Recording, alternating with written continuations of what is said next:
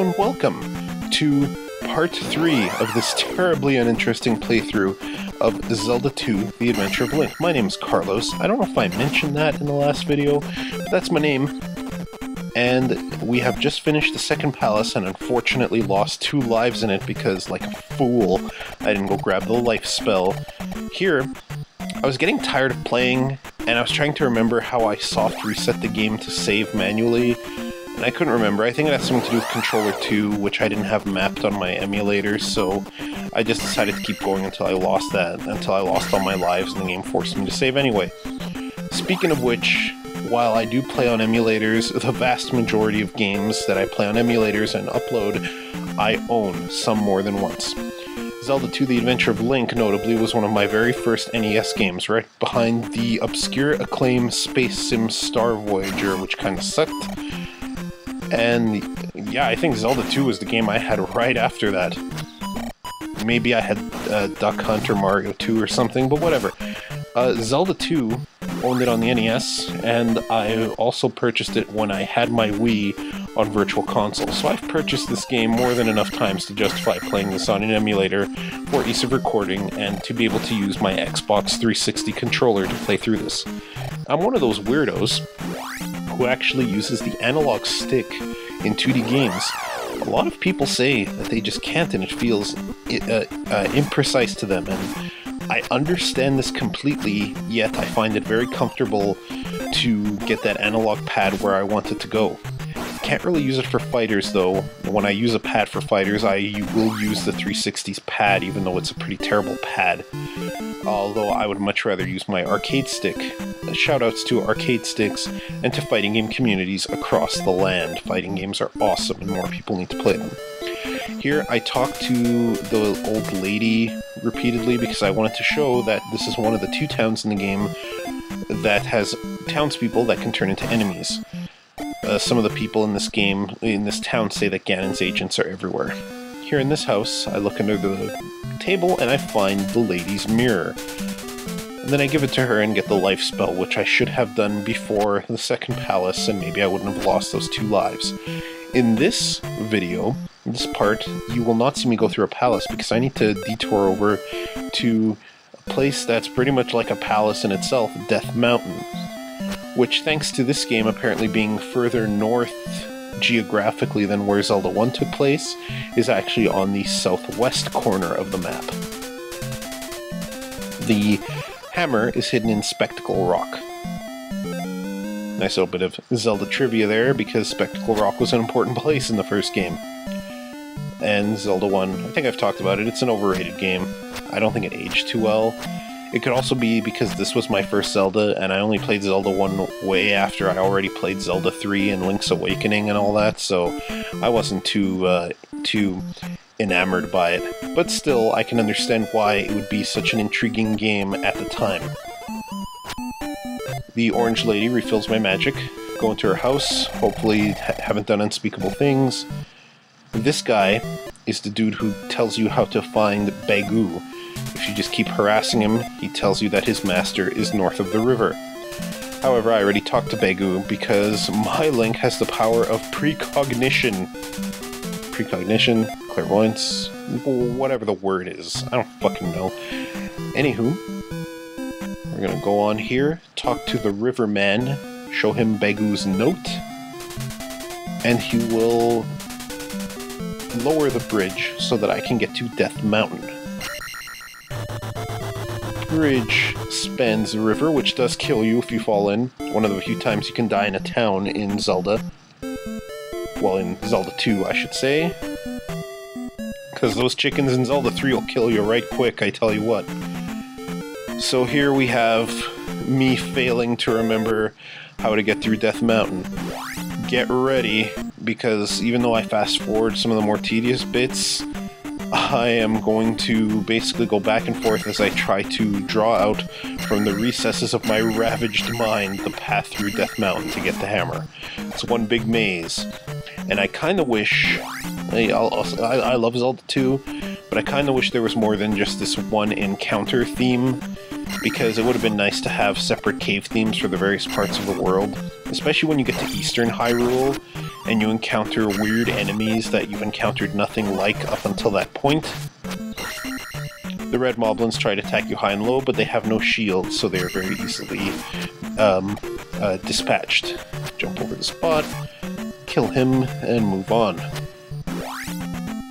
So, Death Mountain's one big maze, as mentioned. The caves lead to other caves, and these caves have elevators in them, just like palaces. This would have been a nice place to put a palace, or a palace-like structure, but whatever. Maybe me pining for Zelda 3 dungeons in my Zelda 2. Those are the blue Garais. Like the orange and red ones, they toss boomerangs. As the Garais go up in strength, they merely just take more hits to kill. I forget if they do more damage, but it's pretty insignificant anyway. This cave here, nothing to write home about. They're bats. Very nice. Get a pea bag. Nice to get 50 experience from something that normally just rewards 2. These bats each give me 3. This cave has an elevator. I don't remember if that's the way I'm supposed to go or not, but I go through it anyway. These enemies are called Dairas. If you've played later 3D Zeldas, you're probably more familiar with them, as they're a lot more prevalent later in the series. This is the first game they appeared in. They are alligator men, and in this game, they try to chop you with axes that your shield cannot block unless you cast a reflect spell on it. The reflect spell is not a spell you get till way later in the game. Not way later, but pretty significantly later. Magic bottle dropped, so I cast shield and grabbed it. Probably should cast life, because the odds of me getting hit by these Octorok rocks are rather low, but whatever. Sometimes I accidentally put my foot over the pit and the Octorok jumps into me, but what do you do? Here I don't remember where to go, so I decide to go this way, change my mind, gonna go down to this cave. Both of them have a Daira in it. Both of them eager to chop my face off. For the orange Dairas, it's best to just kind of keep jumping and chopping, try to time it so that you get kind of a rhythm going with their axe. And here, I start to realize that this looks fairly familiar to where I've been. So I decide to test out a theory, go through this cave, and holy fuck, I've been here already. So I double back. Go back up here, thinking to myself, well, didn't Death Mountain, weren't the caves with the Dairas the most dangerous one, and didn't that kind of guide me to where I needed to go? Let's try that little theory. Pardon my hemming there, I'm not going to edit that out because I'm a lazy bastard. So kill this Daira. Very nice, P-Bag, 200 easy experience. Get through these bats who are able to go through solid rock. Kill the bouncy little birds. Very nice. I decide to double back and see what this elevator has to offer me. What it has to offer me are these asshole fucking fish who take away experience if they touch me and go through walls and get... One thing this game does is they didn't really test how some enemies interact with the terrain, so we get these fish, these skeleton fish who just kind of get stuck on the wall and whatnot. Now, I want to be a real badass and say I planned for that fairy to appear, but I totally didn't. I was just lucky. But I'll take it. So, I forget which way I try to go now. Try to lure these enemies away from the elevator, or else they'll do that noise and take away experience. Fuck those fucking fish. Decide to go this way instead, and see what the future holds for me here. And 3 ways to go. Decide to go this way. Bridge over lava can only mean fish. Skeleton fish who shoot glowing rocks at me. They're not fireballs. Later you do encounter skeleton fish who shoot fireballs. Fireballs cannot be blocked by your shield without using the reflect spell. These blue moblins also attack high and low, but when they attack high they actually throw their javelin at you. Throw a javelin at you. Still not that much different from the red one too, warrant mentioning. These lava pits... Link jumps farther when he's moving, and you don't need to be moving very much to get the full length of the jump, but you also don't need to slow down too much before your jump kind of craps out on you and goes back to being your typical standing jump. This is important because I game over from that in the next part, as you'll see amusingly enough. And not all of these lava jumps are as easy as I'm making them seem. It feels really nice to start going and then jumping over them, but really, if you slow down a little bit, just be careful and then try to jump over it, you'll... Oh, fucking dead end again. Let's decide to see if these tiles have anything they don't. Fuck you, Zelda 2. Fast forward time. So... those jumps are not always easy because you need to keep your momentum or you will lose more momentum than you think, and your jump will carry you right into the lava. And that is an instant kill in this game. And there's no Mario 64 fucking jumping out because the lava burned you. No, you just die. And in the story for this game, Ganon has been defeated by Link, but Ganon's minions are trying to kill Link because they can use his blood to revive Ganon. So ironically, the only time Ganon makes his appearance is if you die. These red Dairas huck axes at you. They don't always do it in the clean pattern that you're seeing, and the big piss-off is that they will often stick to this easy-to-remember pattern and then suddenly huck an axe when they normally wouldn't, which screws up jumping.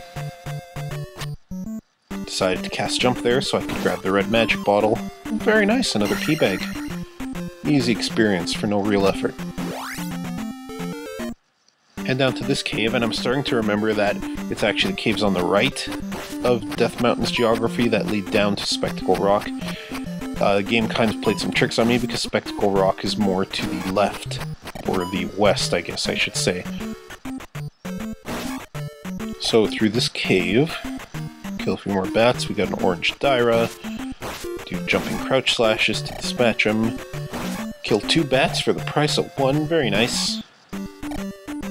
And then we will continue.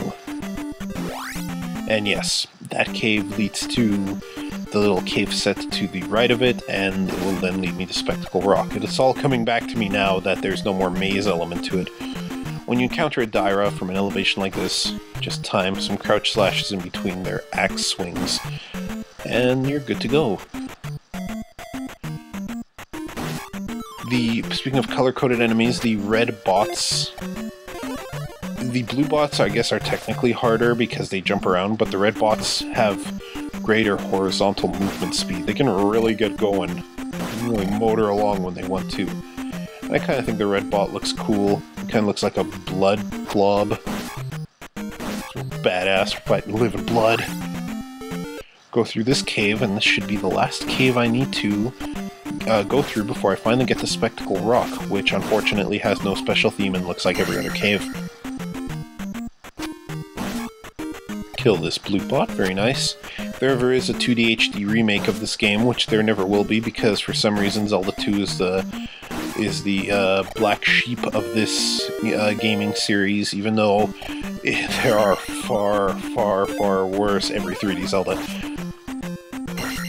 It would be nice to see some variation in the textures and music in the caves and whatnot. And here is Spectacle Rock. This open hole leads to a cave that is a very simple maze that will eventually lead me to the hammer. Basically, the path you go through is you go until you get to the elevator, and then you go down, and then you go right, hammer. The red bats turn into little gargoyles that shoot fireballs that you can't block with your shield, unless you cast Reflect on it, but they're not too hard regardless. Moving on here. I do decide not to go through the correct path just because I didn't remember if there were things on the dead ends. So cast shield, get rid of little birdies. Fighting a Daira in a hallway there is a little bit of a... It's a little heart attack inducing because you don't have a ledge to keep them from just going forward. 1, 2, 3, very nice. But it's still not too tough, just crouch slash in between, and you should dispatch the Daira with no problem. Octorok's dead end, but some easy experience, so why the hell not? Grab the magic bottle, testing for invisible walls, for fake walls, I guess I should say. One big issue, in the 5th palace, you need to go through invisible walls to get the item you need to advance the game. very deceptive because you can get to the boss of that palace really fast, and you wonder, well, what did I miss? But we'll talk about the 5th palace when I get there. This red Daira, I'm trying to lure him away from the blue spiky enemy guy who, when he's low down like that, I can't kill him without the down thrust. If he's at a higher elevation, I can slash from below, but for the moment, I cannot kill them. Here we get a red magic bottle, so I'm going to use that to my advantage and heal back my life. And with this, we make the run towards the hammer. So here, use my sword beam to kill the spiky blob guy. Drops a magic bottle. I suppose easy shield magic. Kind of risk taking a hit there, but they don't do that much damage. Another red Daira. Dairas aren't too prevalent in this game. They're in Death Mountain, and if you get into a random battle in Western Hyrule graveyards and it's the hard variant, you will see Dairas there as well as I think on the bridge that leads out of Death Mountain and towards the path to the 3rd palace. We'll talk about that when we get to it. Oh no, wait, we're talking about it now. Dairas aren't that prevalent, that's all they appear in. The instruction manual said they appear in swamps. You never once encounter a Daira in a swamp. I'm saying Daira a lot. There are no blue Dairas, which is unfortunate because I think they would look cool in their blue sprite. Probably huck axes at you Hammer Brothers style, but we already had enough Hammer Brothers ending my life in this game. So this red Daira is the only thing between me and the hammer. Bam. The hammer is an overworld item that lets me bust rocks. So I will demonstrate after I fast forward out of this cave. Carefully jump over the lava, back up the elevator, and kill the red bats, and out. Demonstrate on this other side of Spectacle Rock, which leads to a pit. And fall right on top. Some magic. Delightful. So make my way out of here. There are no other special secrets here. There is a graveyard down there, but there's nothing of note. I think it's just put there to give Death Mountain some flair and to kind of tie it into the original Zelda a little bit. Kill this wormy guy. And now we are going to make our way out of Death Mountain. This cave takes us to a path that will lead to a bridge that will lead us further on our quest, now that we have the hammer to actually do shit and continue on. Octoroks, easily dispatched. One tricky thing, the Octoroks that move, as well as the weird piranha plant-like enemies in the palaces that also move, they will sometimes shoot a rock at you when they're moving along the ground, so you have to block low in anticipation. This bridge will lead me away from the Death Mountain area. Red Moblin, followed by Blue Moblin, followed by a worm. It's too bad we don't encounter these cave enemies on bridges more often, because, you know, with the nice bright colors, we really see their details. In this segment of the bridge, I believe we see a red Daira. Yes, we do, and we get to see... He really stands out against the blue, and I really like that. It's unfortunate you don't see Dairas in more colorful environments. But alas, we're getting to the end of this video, so we're just going to make our way out of this bridge area, and next time we will delve into the 3rd palace. See you then!